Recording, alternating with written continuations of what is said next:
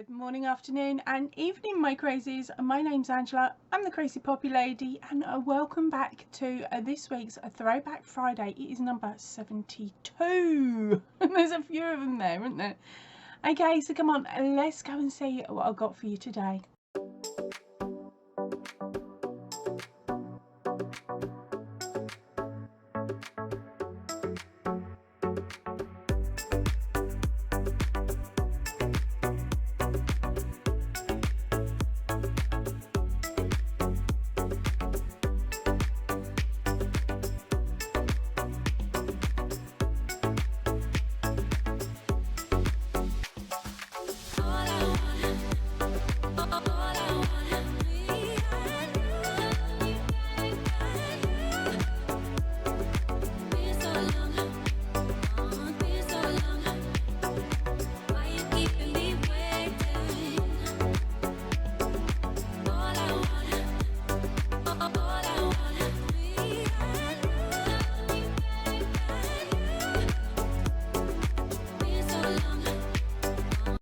Now, we have had an influx of new crazies over the last couple of weeks since the last throwback went out. So, like most throwbacks, I'll explain a little bit about them first, and then I'll leave you to watch the videos and listen to my overdub comments. Okay, so the throwback series is ideal if you're new to the channel and you're trying to work out whether you like the channel or not, or whether I've got the content that you would like to watch. Because what I do is I take a week in the life of the channel from last year, as it is now, from last year, and I squidge it all into one video and cut out all the boring bits. Or if it's a book review, I just give you I just tease you a little bit by showing you the front cover. But don't panic, because all of the links are in the I button up here to the original videos, which means if there's something within the video that you see, whether I'm mentioning a book review or a new pattern release or something on the channel, it means that you can jump over to that original video and have a watch for yourself in its entirety, because of course I'm going to cut out quite a chunk. Right, so let's get on with the first video today. Right, so our first video up this week is a Whips Bits and Chat number 72. I've cut out quite a chunk of it and just left you with the bits that are of interest. Right, so what else have I been up to this week? So let's start with normal general around the house stuff, really. Right, so after Tuesday's live, hubby comes in with a big fat smile on his face and goes, "Babe, I've gone what?" He's gone, "I've been naughty." And I've gone, "Oh God, what you done?" He's gone, "I bought something." So what? Because of course hubby, when he says he's been naughty and bought something, it normally means tech. But not this time. He goes, "I bought a sofa. The old one's ridiculous. We can't sit on it. And if we do, our bum's pretty much on the floor and our legs are stuck wiggling because all of the springs had fallen out the bottom." And I'm not exaggerating either. They had all undone and all pinged out. This was meant to be, we bought it offline and it was meant to have been a lazy boy sofa, as you expect it to last. And we'd paid a decent price for it, although it was cheaper than what some of the other stores were selling it for. Well, within about 3 months, we started hearing ping, and then you'd flip the sofa and there'd be a spring on the floor. And we're like, oh. So we tried to get hold of the company that had accidentally disappeared. They no longer existed, so we're like, right, okay, we got a fake. But we'll see how long it lasts. And it lasted us about 3 years, which is really quite bad because I'm the only one that really sits on it. But unless it's dinner time or film night or something like that. So it's moved with us to this house as well. And then, as I said, the more times you flipped it, the more times it pinged. And the handles for the flipping mechanism, that's the mechanism that flips the chair, not a flipping mechanism, but you know what I mean. It kept breaking, so I think Rob had replaced it like 4 times, like in 4 different places. And it got to the point where only one chair now flipped at the front, So that was the one I was stuck on, although when I sat on it I was sitting wonky because half a bum cheek fell on the floor lower than the other half. So I fully understood him wanting to get a new one. We had, during the lockdowns in the UK, we had actually gone out sofa shopping. We'd come across one we liked, but before we could place the order for it, we went back into lockdown. And since we've come out of lockdown, I went looking for it again. We can't find it, and it was a really, really gorgeous one. It was really, really nice. The one-seater was the width of a normal one-seater chair plus half, right? And then the two-seater chair was, it had the two-seater, so it flipped for two people, but it was the width of a three-seater, and the three-seater wouldn't have fitted in the lounge. It was like the seat size of a four, but with the flipping, the ability to flip up for three people. It was absolutely brilliant, and I can't find it. So I've been searching and searching and searching, and Mr. Crazy was getting more and more grumpy about the state of the sofa in the lounge. Even the dog was starting to refuse to sit on it. It was that uncomfortable. So I fully understand him getting the new one. But the problem is his track record's not normally been too good with ordering the sofas. He ordered the one that had fallen apart, and before that I sent him off to buy one that we'd chosen, and he came back with a Hessian type sofa that was lower than what we needed, because we're both very, very tall and this one was very short. It would have been perfect if we were say 5'5", 5'6", but not 6'4". So yeah, his track record on sofa buying, not too good, but he done good this time. He really did. The sofa turned up on Wednesday, that's why the live got postponed, and it got brought in. We've now got a two-seater and a three-seater. He didn't bother getting the chair though. He decided he'd see how it goes. If we liked it, then he'd order the chair later. Okay, but the two-seater's got like a flip down that you can put between the two seats that's got the cup holders in. They're not on the side of the chair like our old ones, so it's a bit confusing for me. There's not enough places either for me to hide my crochet stuff. I'm going to have to make something to hang off the side of the chair, I think. I've seen patterns. Well, anyway, the sofa's come in. He's put it all together, and we're all sitting there quite comfortably, watching a film and eating popcorn last night, which was really nice to have a family time when no one's complaining about the bottom being on the floor. Bad. I can now beat that dodgy sofa. The one that we replaced it with is now at the point where it needs replacing, and this video went out in September 21. We are now in March 23, so under 18 months, and my bum's touching the floor again. Don't you dare say it's because I've got a big bottom. Probably is, but shh, we don't say things like that. So what have I learned about buying sofas for our family? I think it's time we give up on ones with footrests and just go for a solid wood build, super duper, super hard, designed for larger individuals. That's the polite way of putting it. Don't order offline, because guaranteed we'll find the one store that's fake. There you go. So the next chunk of this video was me talking about the Ravelry shop, and of course the patterns that I'd managed to write up at that point, and future ones that were coming on to onto the Ravelry shop. But of course we've got another video in a few minutes talking about the Ravelry shop, so I've cut into that one as well. So one section is showing you some C2C patterns, and this little bit coming up is showing you a couple of other patterns that are of course over on the shop. But of course, if you wish, put me on fast forward, hear me talk like a chipmunk, and I'll see you in a few moments when we jump over to the next video. And the second pattern I'm working on writing up at the moment is the giant unicorn pillow, because of course everybody loves the giant unicorn pillow. And if you haven't seen it, here she is.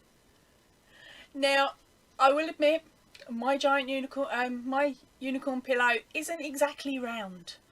I made her during lockdown when the only cushion inserts I could get hold of was square. So I cut the corner, took out some stuffing, sewed it back up again, and then shoved it in. Got to make do, haven't we? But of course, because mine isn't quite round, it means it's got a cheeky chin to it. But yeah, so the giant unicorn cow is hashtag number 3.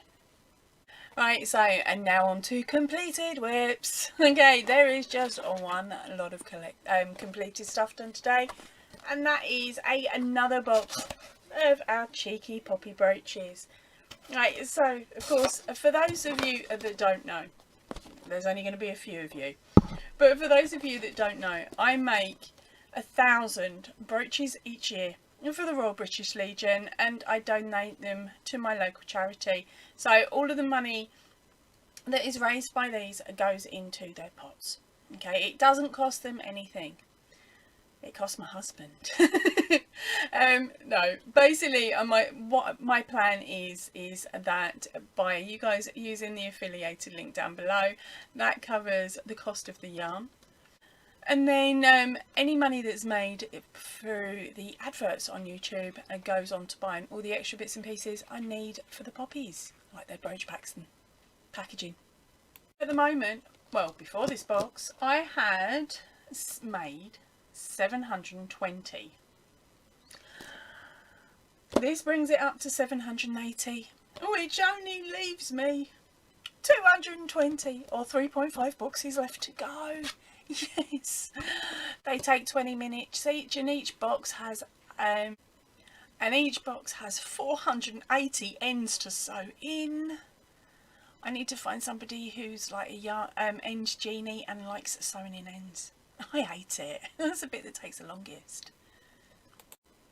Right, so here is your sneaky peek at next month's winner only pattern.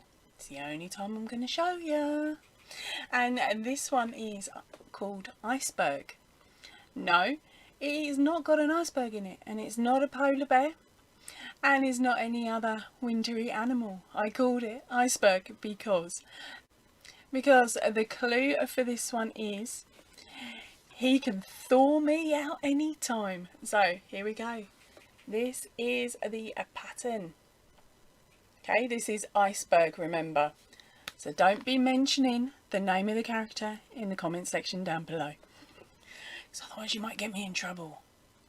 So you got a sneaky peek at Iceberg. Now Iceberg is of course a winner only pattern. He is now a Vault Pass only pattern, and the only way you can get your hands on him is if you join us on a live, and of course I'm running a little competition for a Vault Pass, or of course if it is another competition on the channel and I say you can win a Vault Pass. That's how you get your hands on him. But keep an eye out, because over the next few months, of course, there will be other Vault Pass patterns that I may show during these videos as well. Now it's time for the next video. This is the last one for this week. It is the Ravelry shop update. Now remember, this is an old update and there's a lot more patterns now available for you to grab. Details a little bit further in. So today I thought I'd give you a little sneaky look into my Ravelry shop.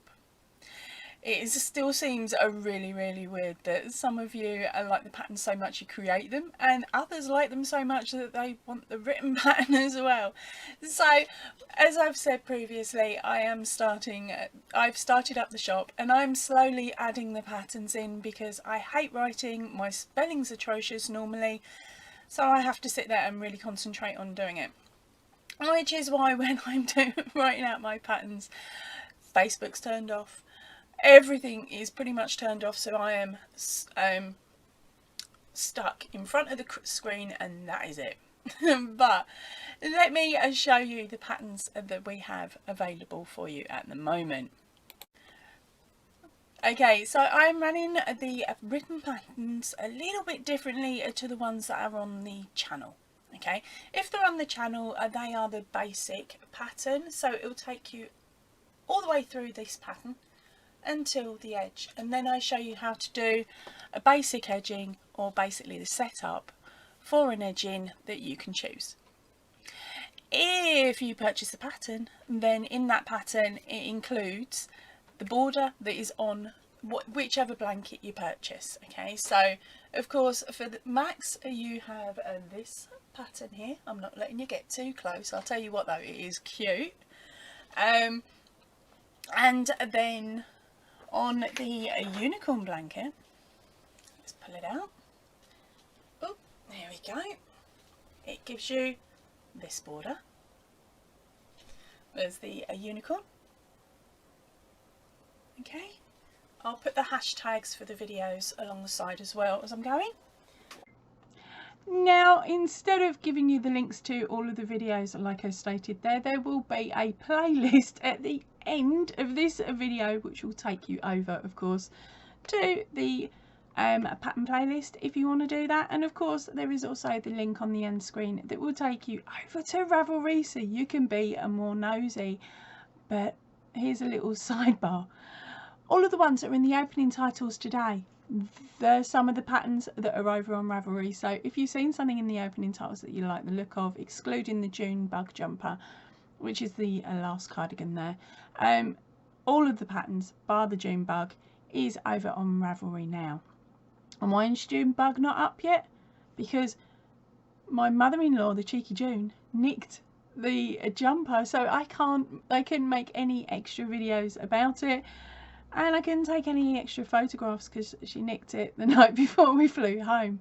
So because of that, I've got to make the June bug again. So that's why there's a big stash of yarn here. This is my June bug pile. Once I get to making June bug, I will of course have the tutorial and the written pattern out, but at the moment I'm working on that corner to corner. Really need to get my priorities straight, don't I? Now, over on the Ravelry shop nowadays, there is over 28 patterns that are available to you, and there is even a freebie, which of course is the poppy brooch pattern. Okay, so within this video I'm also explaining what you get within each of your written patterns if you choose to purchase them, as in it gives you the box counts, so that, and it gives you the mathematical sum so that you can work out how much yarn you need for the yarn that you've chosen to use. It also tells you about the chart, because that's in there. There is written instructions of course on how to do the stitch, as well as the box counts and how many per row that you need to do. So it's quite self-explanatory, and of course the video links to the playlist and other videos that you may need if you've never done a corner to corner before. So there's quite a bit within each of these written patterns, and fingers crossed it means that if you've purchased the pattern you can just jump in straight away and get straight on with it, maybe with a couple of link clicks to different how-to videos so that you know exactly what you're doing. But of course on top of that it's also got my email address in there, so that if you are having any issues you can email me and I will see what I can do to help. Now, there was another video that I put out in the same week, which was the Poppy Brooch Challenge 2020, whatever it was. 2021, there we go. I'll get there in a minute when my brain kicks in.